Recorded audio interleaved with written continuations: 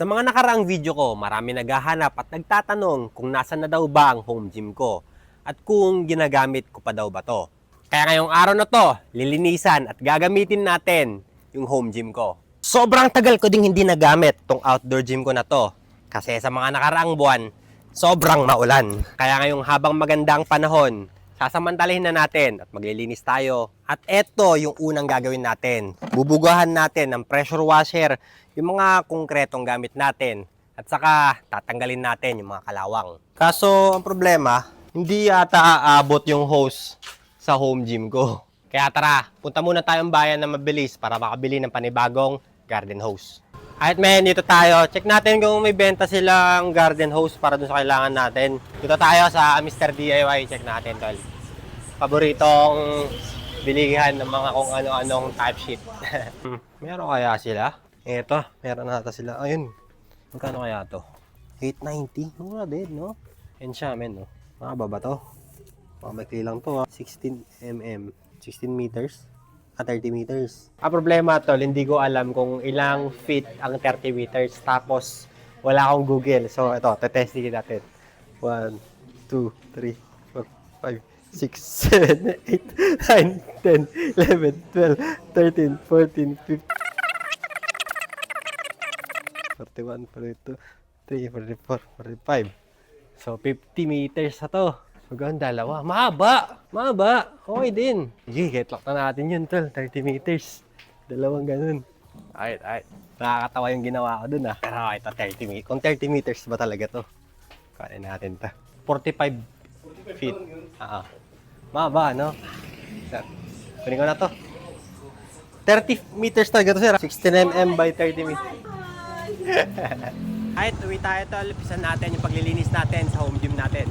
Let's go. Alright, men. Dito na tayo. Testingin natin yung panibagong hose natin. Siguro naman, aabot na to kasi sinukat ko talaga to doon sa Mr. DIY, di ba? Pero sana aabot. Kasi bawal ata mag-return sa Mr. DIY. Hindi ko lang sure. Ang dami naman plastic nito. Tapos nagupit ko yung hose, no? Yun, large. Alright. Meron pa. Ang nga naman. Okay. May ganun, no? Sealed yung hangin niya. Siyempre pati sa kabila. Alright, lagay natin tong para sa gripo. And ipitan natin. Tapos sa gripo. Then, yeah. Alright, testing kung aabot. Ayun, sakto. Bag. Let the cleaning begin. Aray, daming lamok. Isa din yun sa rason kung bakit hindi ako masyadong nag-gym dito, tol, sa outdoor gym ko. Kasi sobrang daming lamok. Sobrang hapdi pa ng kagat nila, tol. Sobrang kate. Kaya yan. Minamarapat ko na lang mag-gym muna sa gym ng mga tropa. Saka na siguro pag summer ulit, tol. Hindi ngayong may chance ang magkaroon ako ng dengue. Ayan, tol. Ewan ko kung makakagip ng camera. Pero sobrang dami naglilipana na lamok. Ayan, no? Pero sobrang ganda kasi dito. Sobrang payapa, kumbaga. Alright. Sobrang satisfying neto, men, no? Magsusulat ka ng pangalan mo.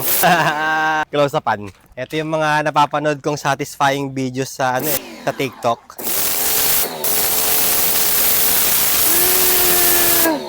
Satisfying. Ito kaya, para sa bilis. Mas satisfying yung tuldok.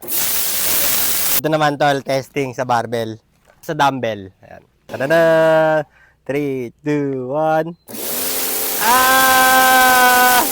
Satisfying, sobra. Dito, sa madilim na parte.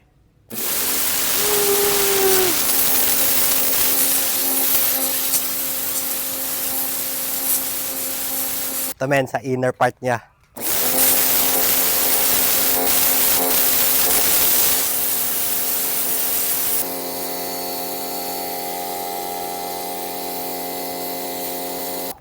Yeah.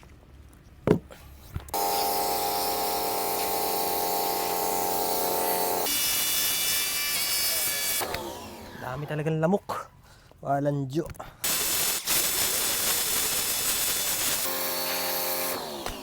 Dami talagang lamok. Aray. Walang Diyo.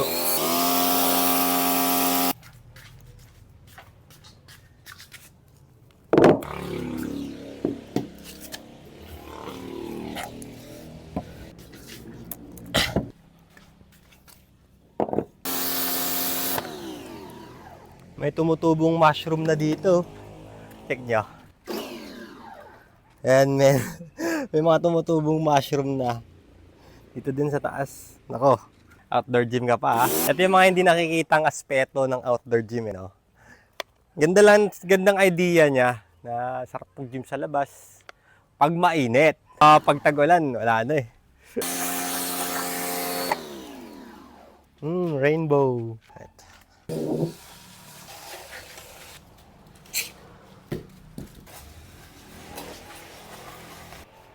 Woo! Alright, men. Ganito na muna to para matuyo siya, para magamit natin mamaya. Ngayon, gawa muna tayo ng mga ibang house chores, tol. Maraming kailangan gawin sa loob. Maraming kailangan palitan. Let's go. Eto, men. Tatanggalin ko na tong pintuan na to. Kasi hindi naman talaga ito nagagamit. Lagi lang siya nakabukas, tol. And mas prefer ko na ganyan siya. Naka-open yung pintuan. Walang screen door. Kaya tatanggalin ko na lang. Sagabal lang siya sa paglalakad paglabas. Last na screw. Alright. Dumi ng shorts ko. Gagi. Alright.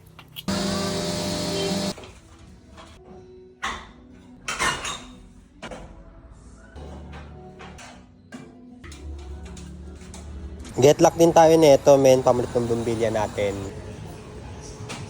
Kuha din tayo nito, men. Plastic na tox para dun sa pintuan na gagawin ko. Kaso yun lang. Wala ata sila. Laos. Ayun. Anong size yan, sir? Di ko alam, ma'am, eh. Basta ganito ka ba? Okay na to.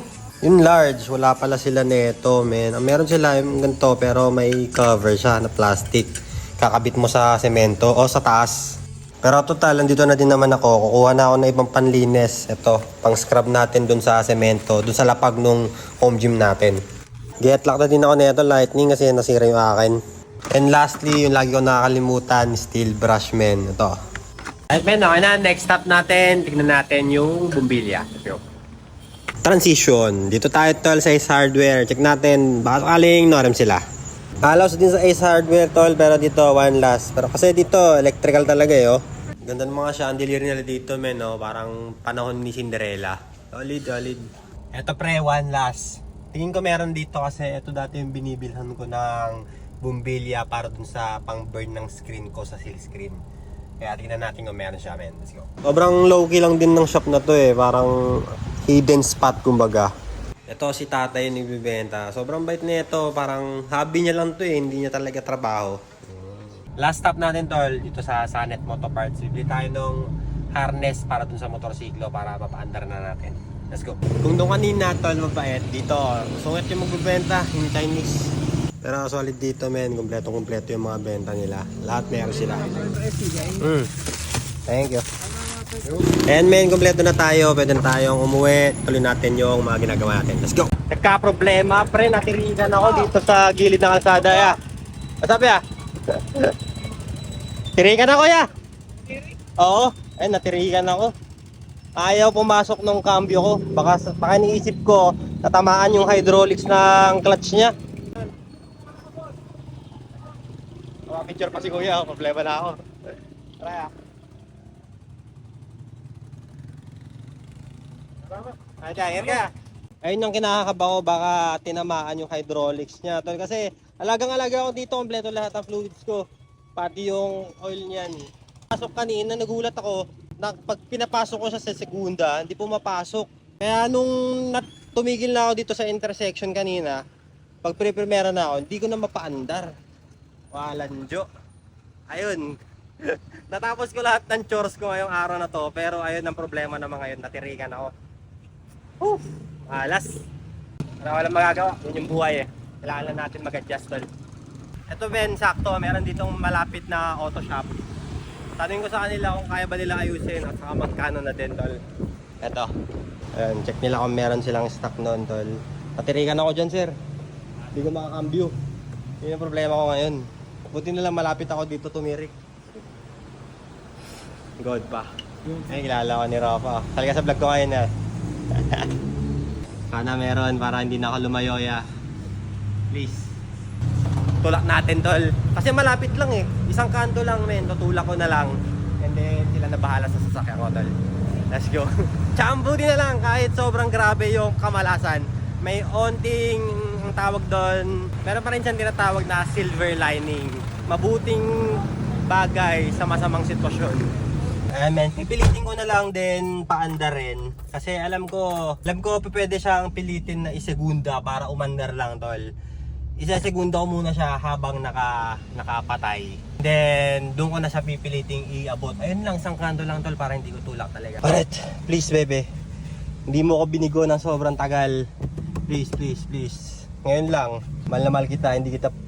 Nagtatampo siguro to kasi nag-iisip na akong bumili ng Jimny ko, tol. Nagtatampo siya. Okay lang yan, tol. Ni isang beses, tol, hindi ako binigo ng sasakyan na to. Ngayon lang, first time. Siguro talaga nagtatampo siya dahil pinaplano kong bumili na ako sa Maynila ng bagong sasakyan ko. Tatampo yung bebe ko.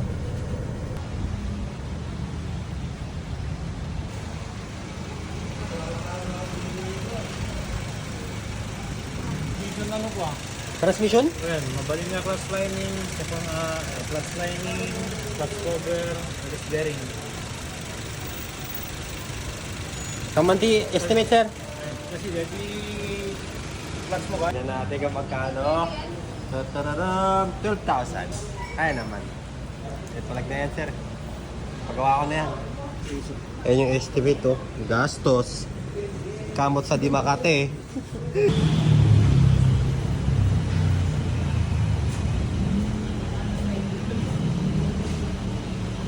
Alright, tol, uwi tayong talunan ngayon na wala sasakyan. Alright, men, home sweet home. Ang luwang na itsura ng bahay ko na wala yung sasakyan, no? Nagtampo yung sasakyan. Akala niya papalitan ko na siya. In large. Kabit na natin yung mga nabili natin bumbilya. Para ma-check kung gumagana o hindi. Yeah. Naku. Masikip, boy. Di ata kasya. Walang ya. Wait lang. Ayun, kasya naman. Joke lang, hindi ata. Pilit. Alright, kasya. Next. In large, di ko makita pag nakaakyat ako. Pasok na kaso hindi naiikot. Ngalay. Walang ya. Wait lang. Baka matumba ako eh. Right, there you go. Lock natin. Testing. Tan-tararan. Bug. Ayaw. Sakit ang problema. Pinundi ng sakit yung bumbilya. Yun large. Alright, mekaniko kailangan dyan. Hindi ko na kaya yan. Alright, ito next natin, tol. Nilipat ko yung spring nung tinanggal ko na pintuan doon sa harap dito para mabilis magsara. Kasi ito, hinihila ko lang to pag sinasara ko eh. Kaya kailangan kong bumili ng ganito, plastic tocks. Alright, let's do this. Kaso, masyado malaki to. Wala bang mas maliit dyan? Yung large, yung yupe. Masyado malaki. Ito na, ipitin ko na lang. Alright, one down, two more. This one. Alright, testing.